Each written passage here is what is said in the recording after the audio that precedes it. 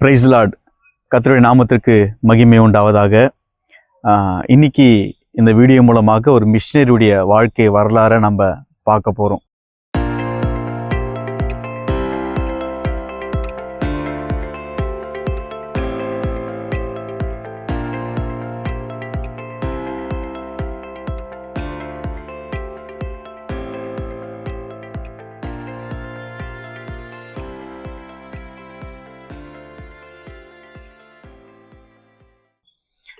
ஆ 1843 ஆண்டு ஜூன் மாதம் 12 ஸ்காட்லாண்டில் இருக்கிற காத்கீன் என்ற ஒரு இடத்துல பிறந்தவர் தான் ஜேம்ஸ் ஜில்மோர்.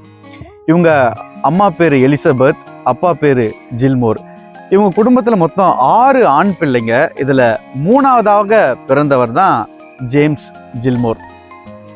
ரொம்ப வசதியான குடும்பம்.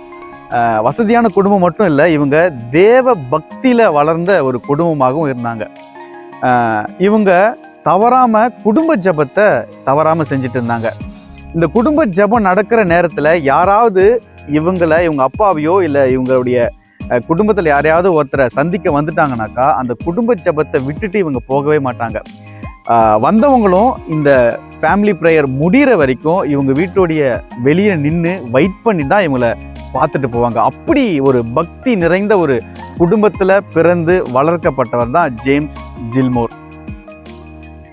ரொம்ப வசதியான குடும்பத்தில் பிறந்ததுனால பெரிய உயர் கல்விகள் இவருக்கு ரொம்ப எளிதாக கிடைச்சிது. ஆரம்பத்தில் ஜேம்ஸ் ஜில்மோர் தன்னுடைய படிப்பை வீட்டிலிருந்தே படிக்க ஆரம்பித்தார். இவர் கொஞ்சம் வளர்ந்ததுக்கு அப்புறம் ட்ரெயின் வசதி அவர் இருக்கிற பட்டணத்துக்கு வந்ததுனால அப்புறம் ட்ரெயினில் போயிட்டு படிக்க ஆரம்பித்தார். அதுக்கப்புறம் ட்ரெயினில் போயிட்டு அதுக்கப்புறம் 5 மைல் தூரம் நடந்து போயிட்டு படிக்க ஆரம்பித்தார். இப்படி ரொம்ப கஷ்டப்பட்டு தான் இவர் படித்தார். ஆனால் படிப்பில் ரொம்ப கெட்டிக்காரராக இருந்தார். நிறைய மொழிகளை இவர் கற்றுக்கொள்ள ஆரம்பித்தார் சின்ன வயசுலேயே. இவங்க ரொம்ப வசதியாக இருந்ததுனால இவங்க அப்பா இவர் படிக்கிற இடத்துலையே இவருக்குன்னு ஒரு வீடை கட்டி கொடுத்து அங்கேயே அந்த வீட்டிலே தங்கி அவர் படிக்க ஆரம்பித்தார். தன்னுடைய படிப்பை முடிச்சிட்டாரு. முடிக்கும்போது இவர் இயேசு கிறிஸ்துவை அங்கே இருக்கிற சக மாணவர்கள் மூலமாக அறிந்து கொண்டு இயேசுவின் அன்பினால தொடப்பட்டு இயேசுவை தன்னுடைய சொந்த இரட்சகராக இவர் ஏற்றுக்கொள்கிறாரு. ரட்சிப்பின் சந்தோஷத்தை பெற்றுக்கொண்ட ஜில்மோர் அதை அப்படியே விட்டுவிடாமல் 1867 ஆண்டு லண்டன் மிஷினரி ஸ்தாபனத்தில் தன்னை இணைத்து கொண்டு மிஷினரிகளுக்கான பயிற்சியும் இவர் பெற்றுக்கொள்கிறாரு. அந்த இடத்துலையே ஊழியம்னா என்ன, மிஷினரிகள்னா என்ன அப்படின்னு சொல்லிட்டு நிறைய காரியங்களை இவர் கற்றுக்கொள்கிறாரு. அது மட்டும் இல்லாமல் ஜான் பன்னியன் எழுதிய அநேக புத்தகங்கள் அவருக்கு கிடைக்குது. அந்த புத்தகங்களை வாசித்து ஆவிக்குரிய வாழ்க்கையில் தன்னை இவர் வளர்த்து கொள்கிறாரு. உண்மையுள்ள ஊழியன் என்ற ஒரு புத்தகத்தை படித்ததன் மூலமாக ஒரு மனுஷன் எப்படி ஆண்டவருக்காக மிஷினரி ஊழியம் செய்யணும்னு சொல்லிட்டு இவர் ஆவில உணர்த்தப்பட்டு மிஷினரிக்காக தன்னை முழு நேர ஊழியனாக தன்னை அர்ப்பணிக்கிறாரு. ஜேம்ஸ் ஜில்மோர் தன்னுடைய முதல் மிஷினரி ஊழியத்தை மங்கோலிய பட்டணத்தில் ஆரம்பிக்கிறாரு. அந்த மக்கள் இயேசுவை சொந்த இரட்சகராக அறிந்து கொள்ளணும், இவர்களுக்கு இயேசுவை அறிவிக்க வேணும் அப்படின்னு சொல்லிட்டு இவர் அந்த மங்கோலிய மக்களுக்காக தன்னை அர்ப்பணித்து ஊழியம் செய்ய ஆரம்பிக்கிறாரு. 3 மாதம் அந்த பட்டணத்தில் தங்கியிருந்து அங்கே இருந்த ஒரு மங்கோலிய மனுஷனோட இவருக்கு நல்ல ஒரு தொடர்பு ஏற்பட்டது. அவர் மூலமாய் 3 மாதத்திலேயே மங்கோலிய மொழியை இவர் கற்றுக்கொள்கிறாரு. கற்றுக்கொண்டது மட்டுமல்ல, அந்த மொழியில எழுதவும் படிக்கவும் இவர் கற்றுக்கொள்கிறாரு. மங்கோலிய மக்கள் அறிவில் ரொம்ப கம்மியாக இருந்தாங்க. ஜேம்ஸ் என்ன பண்ணாரு, இவர்கள் மொழியிலேயே வேதாகமத்தை மொழிபெயர்த்து அவர்களுக்கு கொடுக்க ஆரம்பித்தார். அந்த ஜனங்களுக்கு இயேசுவை மட்டும் இல்லை, அறிவையும் அந்த ஜனங்களுக்கு ஜேம்ஸ் ஜில்மோர் கற்றுக் கொடுக்க ஆரம்பித்தார். ஆரம்பத்தில் ஜேம்ஸ் ஜில்மோர் இந்த ஜனங்களுக்கு இயேசுவை சொல்வதற்கு கொஞ்சம் கடினமாக தான் இருந்தது. அந்த ஜனங்க ஏற்றுக்கொள்ளலை, இவரை கொஞ்சம் வெறுப்பாக பார்க்க ஆரம்பித்தாங்க. ஏன் அப்படின்னாக்கா அந்த ஜனங்கள் மத்தியில் குடிவெறியின் ஆவிகள், அது மட்டும் இல்லாமல் கடன் வாங்குற ஒரு ஆவியும் அந்த ஜனங்கள் மத்தியில் இருந்தது. அதனால் இயேசுவை அந்த ஜனங்களுக்கு இவரால் சரியாக கொண்டு போய் சேர்க்க முடியல. 1 வருடம் ரொம்ப கஷ்டப்பட்டார். எப்படியாவது இயேசுவை இந்த ஜனங்களுக்கு அறிவிக்க வேண்டும் அப்படின்னு சொல்லிட்டு ரொம்ப கஷ்டப்பட்டு கொஞ்சம் கொஞ்சமாக இந்த ஜனங்களுக்கு இயேசுவை இவர் அறிவித்து கொண்டு வந்தார். ஒரு சில ஜனங்கள் இயேசுவை ஏற்றுக்கொண்டாங்க, ஒரு சில ஜனங்கள் இயேசுவை ஏற்றுக்கொள்ள அவங்க விருப்பம் இல்லை.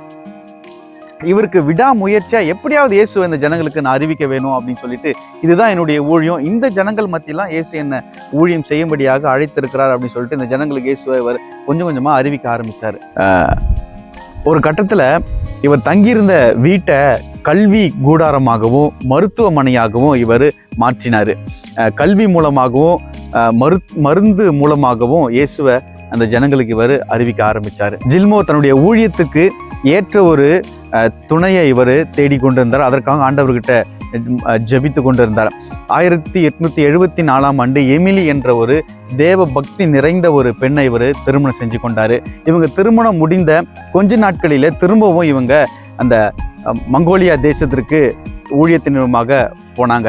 அந்த இடத்துல சரியான ஒரு கால சூழ்நிலை இவங்களுக்கு ஏற்படலை. அதிக பனி பொழிவு அதிகமாக இருந்துச்சு. அதிக பனி காற்று அதிகமாக இருந்ததுனால இவங்க தங்கியிருந்த கூடாரமே பெயர்ந்து போகத்தக்கதாக பனி காற்று அங்கே அதிகமாக வீசிச்சு. அதனால் இந்த கால சூழ்நிலை இவங்களுடைய துணைக்கு சரியாக அமையலை.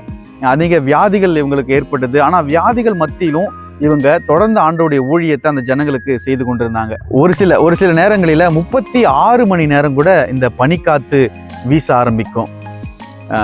இந்த துயரங்கள் மத்தியிலும் இந்த ஜனங்களுக்காக அவர்கள் விடாம ஆண்டவருடைய ஊழியத்தை அந்த பகுதியில் செய்து கொண்டிருந்தாங்க. அநேக ஜனங்கள் ஆண்டவரை சொந்த ரட்சகராக ஏற்றுக்கொள்ள ஜேம்ஸ் ஜில்மோரும் அவருடைய மனைவியும் காரணமாக இருந்தாங்க. திடீர்னு ஒரு நாள் இவங்க வீட்டில் உட்கார்ந்து ஜெபித்து கொண்டு இருக்கும்போது ஒரு மங்கோலிய மனுஷன் அவங்க தங்கியிருந்த வீட்டுக்குள்ளே நுழைஞ்சிட்டான். இவங்க ரொம்ப பயந்துட்டாங்க. ஆனால் அவன், இல்லை பயப்படாதீங்க, நான் அநேக நாட்களாக இயேசு கிறிஸ்துவை பற்றி கேள்விப்பட்டிருக்கேன், எனக்கு ரட்சிப்பின் அனுபவத்தை பெற்றுக்கொள்ளணும் அப்படின்னு சொல்லிட்டு இவங்களுடைய பாதத்தில் உட்கார்ந்து அழ ஆரம்பித்தான். இவங்க அந்த மனுஷனுக்கு இயேசு கிறிஸ்துவையும் அவருடைய ரட்சிப்பின் அனுபவத்தையும் அவங்களுக்கு சொல்லி கொடுத்தாங்க.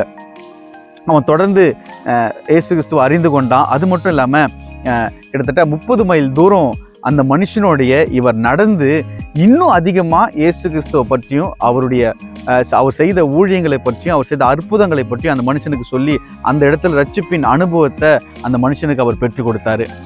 பின்னாட்களில் அந்த மனிதன் ஒரு அமெரிக்கா மிஷினரி மூலமாக ஞானஸ்தானம் பெற்று ஆண்டவருக்காக வைராக்கியமாக ஊழியம் செஞ்சார். கர்த்தருடைய அளவற்ற அன்பினாலும் இவர்கள் செய்த ஊழியத்தின் பலனாக அநேக மங்கோலிய ஜனங்க இயேசு கிறிஸ்துவை சொந்த ரட்சகராக ஏற்றுக்கொண்டாங்க. அந்த இடத்துல 3 புதிய சபைகளை ஜேம்ஸ் ஜில்மோர் நிறுவினார்.